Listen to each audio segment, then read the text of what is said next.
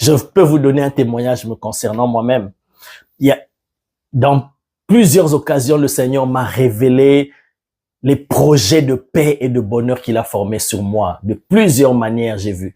Mais une des expériences les plus marquantes, c'était au moment où je me suis reconnecté vraiment à Dieu. Ah oui, parce que depuis très longtemps, le feu de Dieu s'était allumé en moi depuis l'école primaire, là où j'étudiais à l'école Massamba avec mes anciens collègues.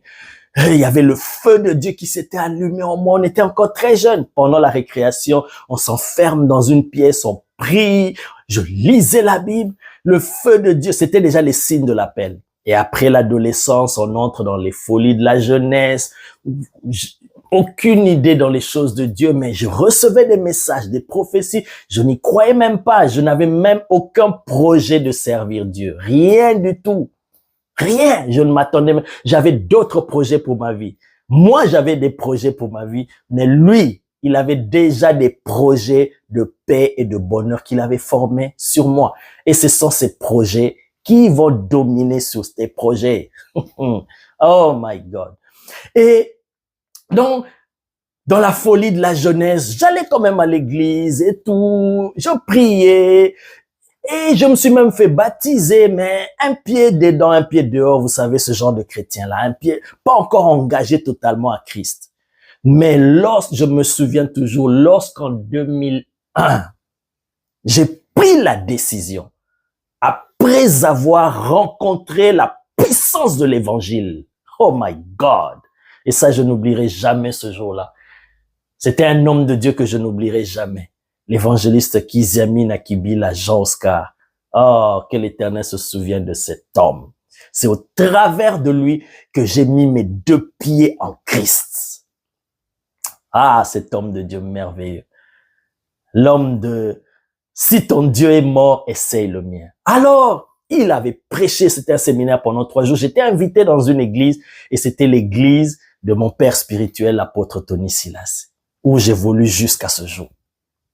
Et il a demandé à ce que les personnes qui sont touchées par la parole donnent leur vie à Christ. Et j'étais passé devant, propulsé par une puissance, je ne sais même pas comment. Et ce jour-là, j'ai donné vraiment ma vie à Christ de tout mon cœur. Et c'était la nouvelle naissance. J'étais tombé à terre, la puissance de Dieu m'a saisi, opéré des choses que je ne savais même pas, mais une transformation s'opérait. La même nuit. Oh my God, bien aimé. Dieu n'a pas attendu le lendemain, ni 2 jours, 3 jours. La même nuit. C'était un dimanche. Je n'oublierai jamais. Je suis allé dormir. Pour la première fois, avant cela, je n'avais jamais connu ce genre d'expérience spirituelle. Pour la première fois, je dors, je vois une vision spirituelle. Je vois que j'étais dans un grand stade, un stade immense, à ciel ouvert, plein de gens, une grande foule de gens. Et moi, j'étais là en plein milieu, je priais pour les gens, chaque personne passait, je priais pour les personnes, je priais. Et à un moment donné, un homme de Dieu, je peux dire un grand homme de Dieu de notre temps, mais qui est déjà retourné auprès du Seigneur, je vais taire le nom, un grand homme de Dieu, apôtre, prophète de Dieu, qui a laissé des traces et qui a marqué sa génération.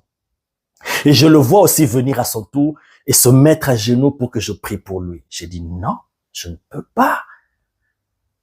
Tu ne peux pas te mettre à genoux devant moi. C'est moi qui dois me mettre à genoux devant toi pour que tu pries pour moi. Il a dit non, prie pour moi. Après, la vision est partie. Ah! Tout bébé spirituel. Qu'est-ce que ça veut dire?